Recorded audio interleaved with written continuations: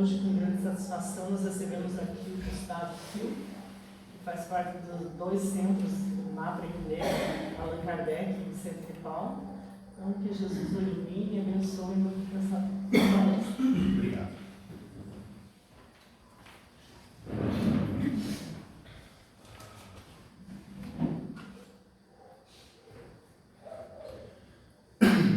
Boa noite a todos. Agradeço uma vez mais o convite da casa para trazer uma breve reflexão na noite de hoje, né? Pegando um gancho do que foi falado agora, né, na abertura sobre o passe, né, sobre a necessidade de acreditarmos em Deus, né?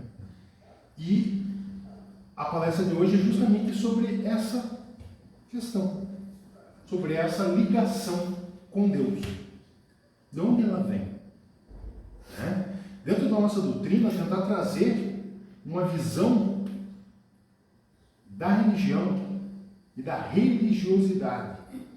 Né? Para a gente começar, lá no Livro dos Espíritos, né?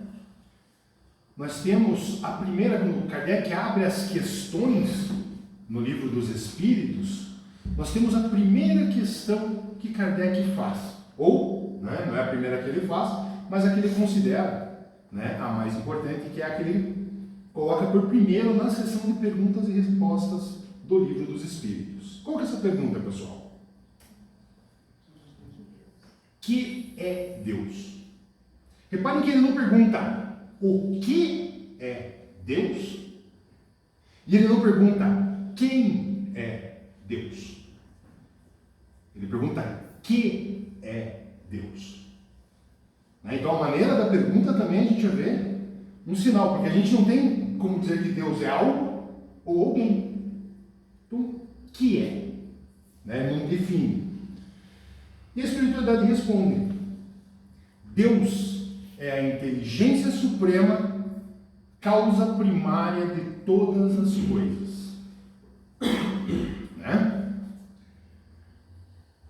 Que se deve entender por infinito. O que não tem começo nem fim. O desconhecido. Tudo que é desconhecido é infinito. Nós vamos ver daqui a pouco que nós espíritos somos imortais. Não somos infinitos. Não somos eternos. Porque nós tivemos um começo. Deus não teve. Né? Nós, a partir do momento que fomos criados, teremos, né, o tempo, a angelitude, vamos dizer assim. Estamos fadados na angelitude. Até me confundi agora, falei infinito não. Nós somos infinitos, não somos eternos. Deus é eterno, não teve começo. Nós tivemos começo, não teremos fim. Confunde, desculpe. Que provas nós temos da existência de Deus? Está lá no Livro dos Espíritos também. Que dedução se pode tirar do sentimento instintivo que todos os homens trazem em si da existência de Deus? O que nós podemos tirar desse sentimento? Está na quinta questão do Livro dos Espíritos. A de que Deus existe. Da onde viria esse sentimento se não tivesse uma base, algo de verdadeiro? É ainda uma consequência do princípio. Não há efeito sem causa. Aí você vai conversar com alguém que não acredita em Deus. Aí ele diz assim: não, o mundo, o universo está em expansão, plena expansão, e ele começou com o Big Bang. Perfeito. O que tinha antes do Big Bang?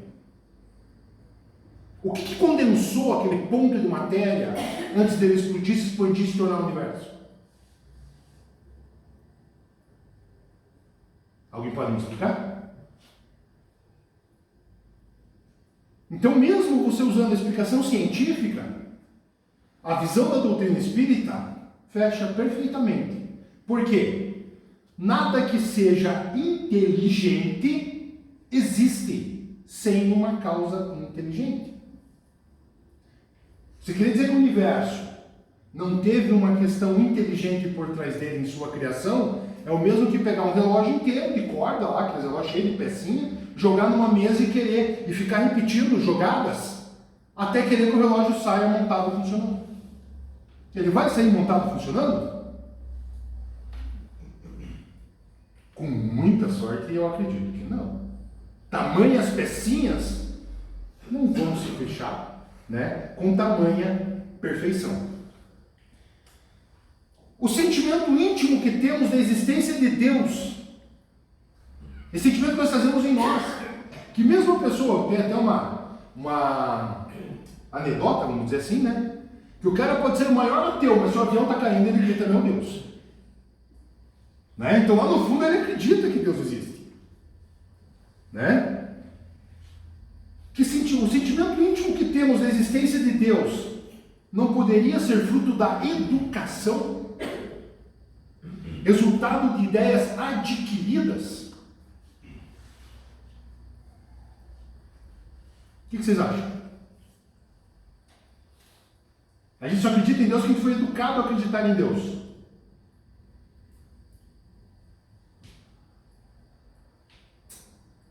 Será? Kardec perguntou isso para a espiritualidade. Que eles responderam: se assim fosse, por que existiria nos vossos selvagens esse sentimento? Vamos imaginar o nosso planeta no século XIX.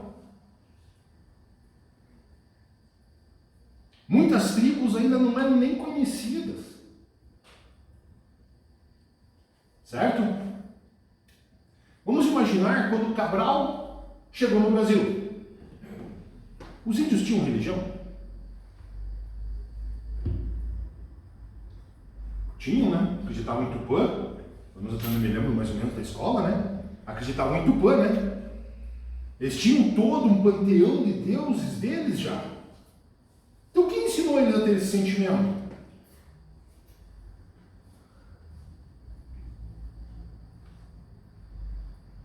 Continuando aqui. Se o sentimento da existência de um ser supremo fosse tão somente produto de um ensino, não seria universal. E não existiria senão nos que houvessem podido receber esse ensino, conforme se dá com as noções científicas.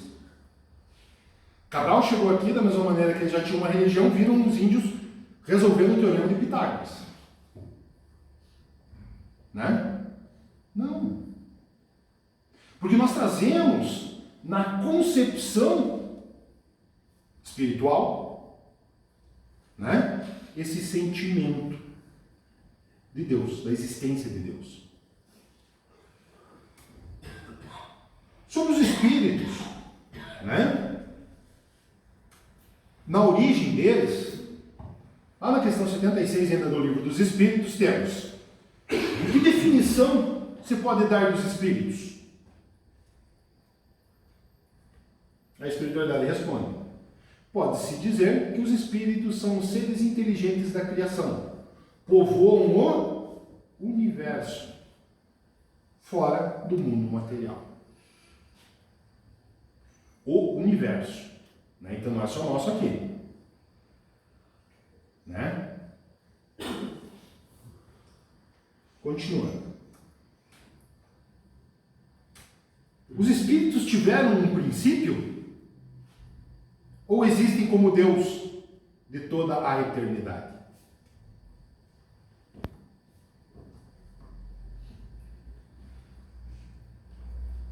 O que vocês acham? Sim. Que Deus nos criou.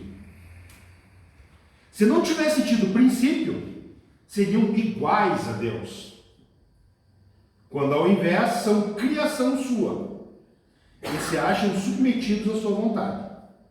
Deus existe de toda a eternidade. É incontestável. Certo? Somos lá criados por Deus, simples e ignorantes. Isso é um ponto muito importante dentro do nosso conceito de religião, né? Dentro do Espiritismo. Nós somos criados simples e ignorantes. Diferente de outras religiões, como a gente vai ver depois. Certo? Que consideram o quê? Que houve, o Espírito é criado perfeito, e o que acontece? Cai. Nós acreditamos que somos criados simples e ignorantes e vamos a Deus. Outras religiões, outras orientações, mesmo cristãs, acreditam que nós éramos perfeitos e caímos. Certo? Lá através do pecado original. Né? E através disso temos que trabalhar para expiar isso. Mas, né, a espiritualidade vem nos dizer que não é assim. Ainda, Kardec perguntou: a criação de espíritos é permanente ou só se deu na origem dos tempos? Também uma crença lá de uma, se não me engano, católica, que acredita que cada pessoa que encarna vem um espírito pronto e é colocado dentro do corpo e a pessoa reencarna. Perdão, nasce. Né? Não reencarna, nasce. Pega-se o espírito pronto do armário, Deus criou todos, pega do armário, coloca no bebê e nasce. Né? A espiritualidade responde: é permanente. Quer dizer, Deus jamais deixou de criar. Muitas vezes nós também podemos ver essa questão do criar, você vê bastante dentro da doutrina espírita. A gente tem aquela imagem: não, eu vou criar. Deus criou os espíritos. Ele vai lá, pega uma massinha de espírito, esse vai ser o Gustavo. Não. Deus cria através de suas leis. Ou seja, nós desconhecemos ainda a origem dos espíritos. Sabemos como se inicia. Mas isso com certeza não é algo que está na consciência de Deus, porque Deus está em tudo. Né? Como a gente viu lá, que é Deus. Então, mas segue-se uma lei de Deus na criação. Deus não pega cada espírito e cria manualmente. É sua lei que cria a individualidade de cada um dos espíritos na evolução até chegar ao estado da angelitude. Né? Como diz lá na Gênesis, do átomo ao arcanjo, tudo se encadeia. Ou seja, tudo está interligado, tudo evolui. Né? Os espíritos se formam espontaneamente ou procedem uns dos outros? Brotam na Terra, espontaneamente, ou procedem uns dos outros? Novamente a espiritualidade diz: Deus os cria, como a todas as outras criaturas, pela sua vontade. Mas, repito, ainda uma vez, a origem deles é um mistério. Ainda não nos é dado conhecer a origem, como é feito a criação dos espíritos. Nós temos uma vaga ideia. Né? Então, se somos criação de Deus, certo? Podemos dizer que nós temos uma centelha de Deus, um relâmpago, uma pequena fagulhinha de Deus. Todo espírito encarnado ou desencarnado, na sua constituição, ou seja, quando foi criado, contempla uma centelha, uma marca deixada pelo Criador, deixada por Deus, certo? E isso, a pessoa acreditando ou não em Deus, é o que nos leva a crer nele, a saber lá no íntimo que ele existe. Por mais que o índio, lá no meio numa ilha, perdão, numa daquelas ilhas Fiji, na Indonésia, lá, né? Nunca viu um europeu, mas ele tem o Deus dele. É esse sentimento, certo? Então é mais ou menos assim: se um pintor, quando cria uma pintura, deixa sua marca, sua assinatura, Deus também deixa na gente essa marca, esse sentimento de que temos um Criador. O que essa centelha provoca na gente? O que ela causa na gente, essa marquinha? Ela nos causa uma tendência à transcendência, uma tendência inata que já nasce com a gente, inconsciente, para a busca do significado da própria existência. Eu não encontro em mim a razão de mim mesmo, a razão de eu existir. Eu não encontro em mim.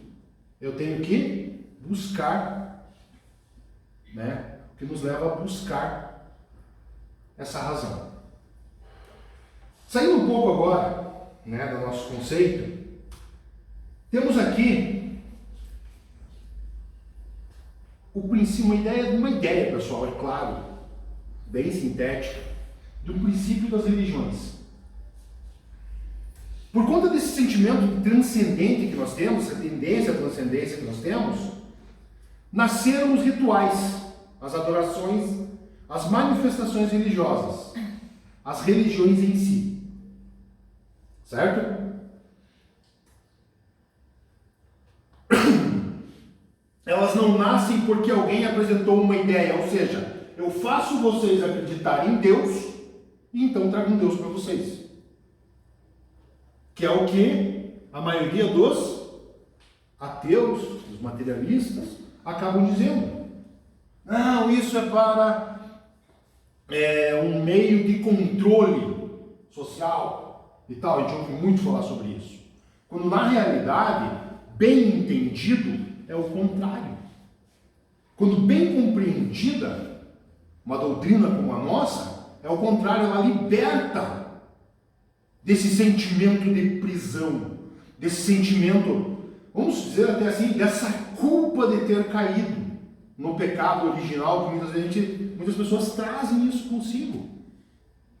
Nós vendo a questão de que evoluiremos, querendo ou não, demorando de nós o tempo desta evolução, ou seja, quanto eu quero, né, quanto vai demorar para eu alcançar a angelitude, por assim dizer, me tornar um espírito perfeito, depende de quem? De nós mesmos. Quanto eu vou patinar nos meus erros, depende de mim. Né? Eles não nascem porque alguém apresentou uma ideia e ela foi aceita e assim transformou-se em uma religião. E sim, devido a essa centelha que nós temos. Em todos os espíritos tem isso. Ou seja, nós tínhamos esse sentimento e procuramos uma explicação para ele. Não foi uma ideia que nos foi incutida, né, colocada na gente e depois aplicada à religião como meio de controle social. É claro que existem quem nos faça. Mas a doutrina espírita vem justamente para aclarar o nosso raciocínio e nos livrar dessa questão do controle. Por quê? Porque nós temos a razão. A doutrina espírita concilia a razão com a moral cristã religiosa. Continuando. O que é religião? Pegando do dicionário, né? Substantivo feminino, crença na existência de um poder ou princípio superior, sobrenatural, do qual depende o destino do ser humano e ao qual se deve respeito e obediência. Postura intelectual e moral que resulta desta crença. Continuando. Ainda tem um termo mais interessante aqui, né? Religião vem do termo religare. O homem estava separado de Deus e, uma vez reconhecendo o seu pecado, precisava de algo que o ligasse novamente a Deus, que o religasse. Daí o termo religare, religião. Reconhecem essa questão sintética aqui? Comeram uma maçã, no paraíso, foram expulsos e agora buscam a Deus novamente. É aquilo que eu falei. Eram perfeitos, estavam no paraíso e caíram. Né? O conceito católico.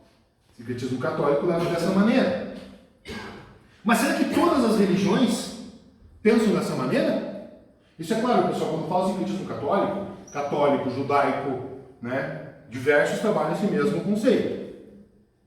Né? Para o taoísmo, budismo, shintoísmo, hinduísmo e outras religiões, não é religar-se, reconectar-se a Deus. E para o espiritismo também não é. Por quê, pessoal? Por que para nós não é reconectar-se a Deus? E para eles também não. Né? Mas por que não? Nós já estamos conectados. Nós nunca nos desligamos dele. Então nós vamos evoluir a Deus. Nunca nos desligamos. Nós não cometemos o pecado original para ser desligado por Deus e depois buscar essa religação. Isso faz toda a diferença, pessoal, no conceito religioso. Certo? Na doutrina espírita, né? Para nós, volto a dizer, é evoluir de espíritos simples e ignorantes a espíritos superiores. Questão 114. Os espíritos são bons ou maus por natureza? Ou são eles mesmos que se melhoram? Deus cria mal e bom. Certo? Não. São os próprios espíritos que se melhoram. E melhorando-se, passam de uma ordem inferior para uma ordem superior. Ou seja, depende de quem? Do meu vizinho? Não. Depende de nós. De nossas obras. Entre os espíritos, alguns já foram criados bons e outros maus. Veja que Kardec pergunta de novo. Deus criou todos os espíritos simples e ignorantes. Isto é, sem saber. A cada um deu uma missão, com o fim de esclarecê-los e de os fazer chegar progressivamente à perfeição, pelo conhecimento da verdade. Ou seja, fomos criados simples e ignorantes. Como fomos criados? Não sabemos. Leon Denis diz que inicia do mineral, dormita do vegetal. Como é que é? Dormita no vegetal, consciência no animal e desperta no animal, consciência no hominal, né? Então, ele dá uma ideia, não é, né? Mas é uma ideia, né? Então somos simples e ignorantes criados por Deus. E só vamos, e podemos cair também, né? No meio da evolução. Não.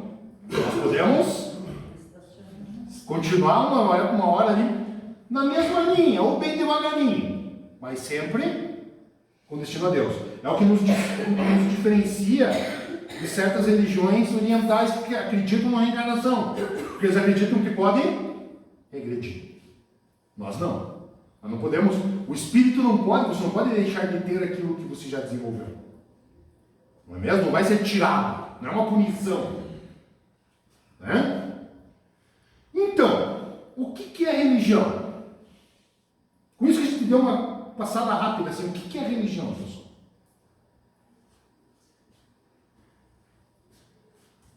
Religião é uma atitude para com o que é sagrado, para aquilo que é transcendente, uma atitude ante o luminoso, algo que nos toca a alma e nos faz transcender, nos faz evoluir. Né? O que vem a ser luminoso, pessoal? Influenciado e inspirado por qualidades transcendentais da divindade. Mas agora eu pergunto para vocês. Se assim é, né? O cristianismo é a única religião correta. Veja, eu estou colocando um C na frente. Por que existem tantas religiões?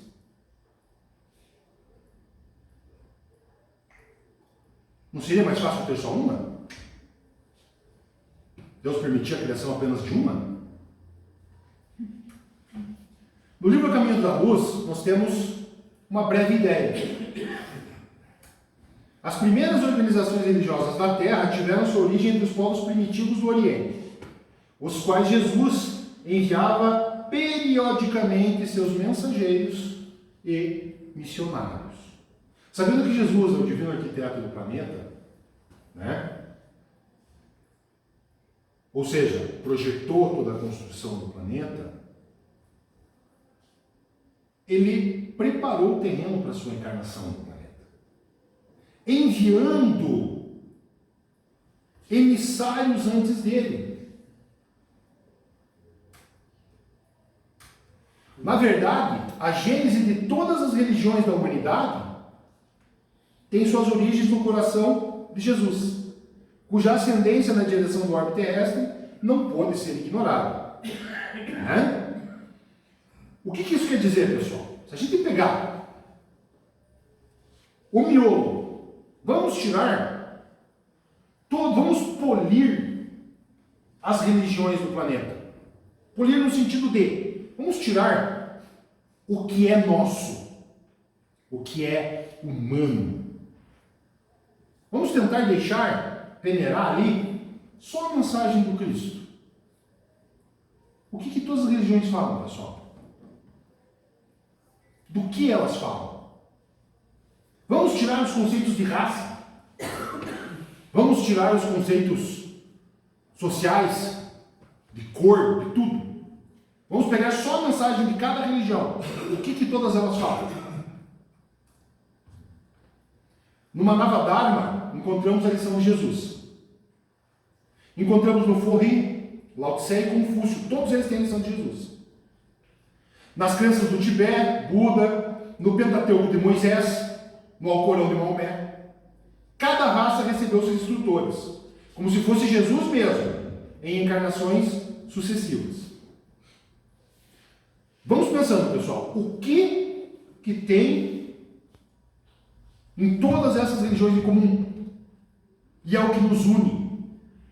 Tem uma passagem muito interessante no Bhagavad Gita, que seria mais ou menos como o Evangelho dos hindus, onde Arjuna pergunta a Krishna, se em algum outro tempo lhe clamam por outro nome, tu atendes? Krishna seria Deus deles. Tu atendes? Ao que Krishna responde, é claro. Por mais que me clamem por outro nome, é a mim que procuram. Isso está no Bhagavad Gita. Né? É por isso que todos os livros de tradições religiosas na antiguidade guardam entre si, a mais estreita unidade substancial. Todos se referem a Deus, e no tradicionalismo de todas palpita a visão de Cristo, esperando em todos os pontos do globo. Mas o que é, pessoal? O que une esse tronco de todas as religiões? E por isso nos leva a ter respeito por todas elas.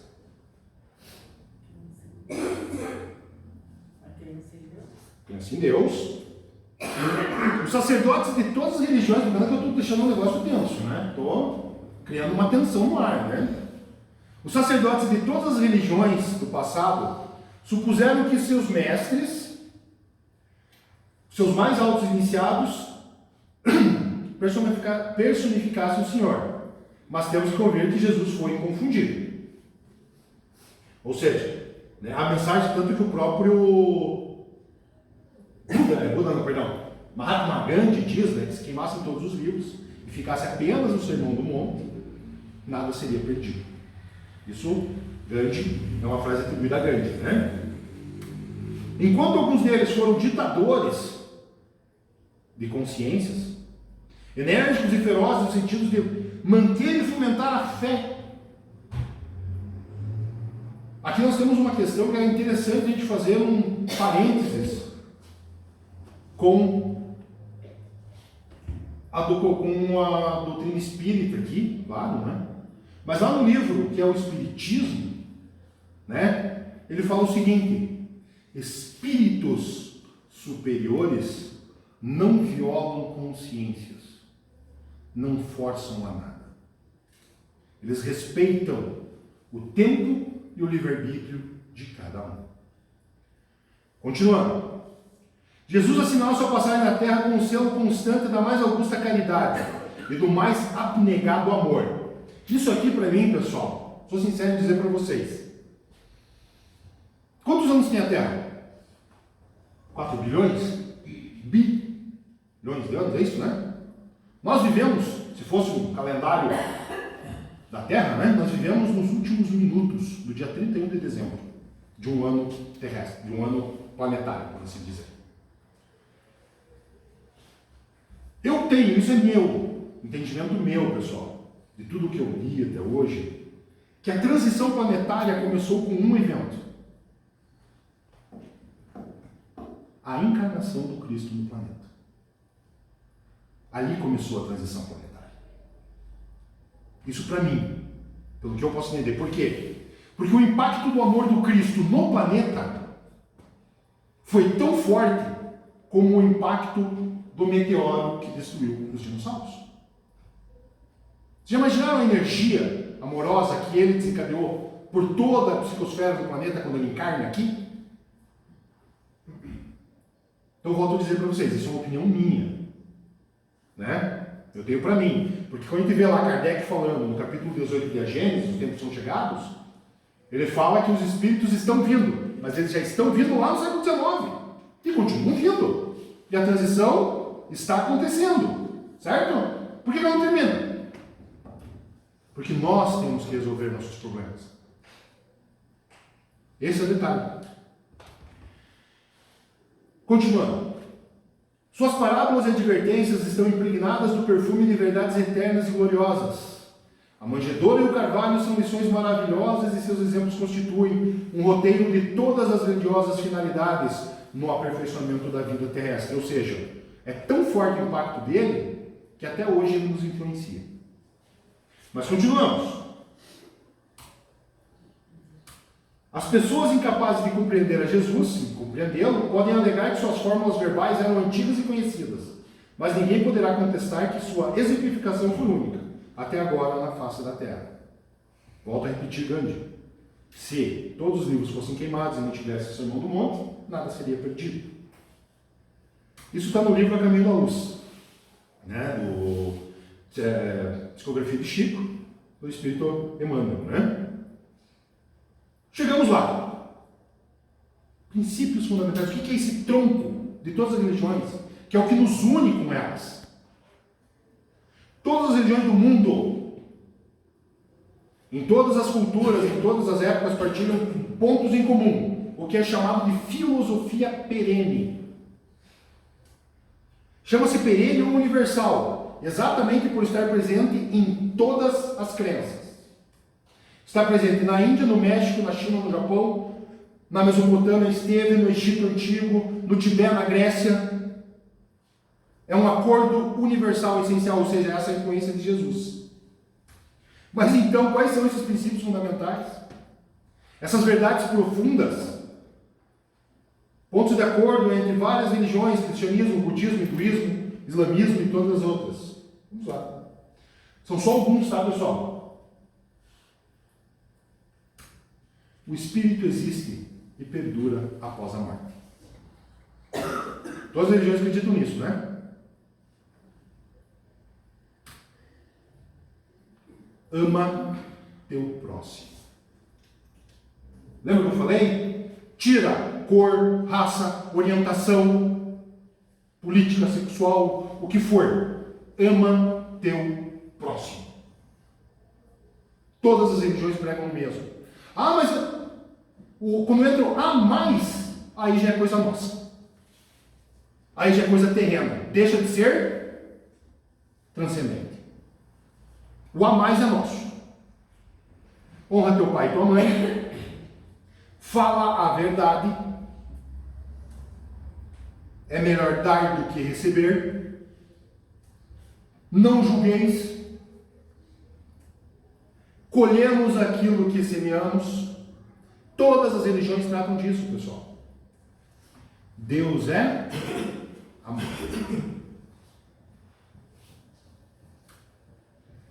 O fim do sofrimento conduz a uma ação social amorosa e compassiva para todos os seres. Ou seja, quando a gente chega na transição planetária, pessoal, quando a gente evolui, passa de fase, quando o fim do sofrimento que conduz a uma ação social amorosa, ou seja, para todos os seres, não para aqueles que escolhemos. Lá no livro dos Espíritos ainda, questão 982. Será necessário que professemos o Espiritismo e creiamos nas manifestações espíritas para termos assegurado a nossa sorte na vida futura? Vamos trocar em miúdos a pergunta de Kardec? É preciso ser espírita para evoluir? O que vocês acham? Não. Se assim fosse, seguir-se-ia que estariam deserdados todos os que não creem, ou que não tiveram desejo de esclarecer-se, o que seria absurdo. Só o bem assegura a sorte futura. Ora, o bem é sempre o bem, qualquer que seja o caminho que a ele conduza. Mas é nosso. Né? A crença do Espiritismo ajuda o homem a se melhorar, firmando-lhes as ideias sobre certos pontos futuros. Apressa o adiantamento dos indivíduos e das massas, porque faculta nos inteiremos do que seremos um dia. É um ponto de apoio, uma luz que nos guia. O Espiritismo ensina o homem a suportar as provas com paciência e resignação. Afasta-o dos atos que possam retardar-lhe a felicidade, mas ninguém diz que, sem ele, não possa ela ser conseguida. Esse é o comentário de Kardec. Partindo para o encerramento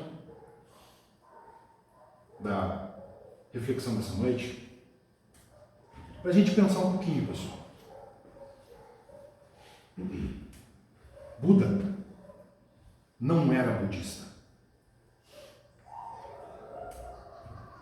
Jesus não era cristão. Maomé não era muçulmano. Eles eram mestres que ensinavam o amor. O amor era a sua religião. O amor está sendo a nossa? O amor ao próximo? Estamos amando, respeitando ao próximo? Era essa pequena reflexão que eu tinha para hoje. Muito obrigado pela oportunidade. Passa a palavra.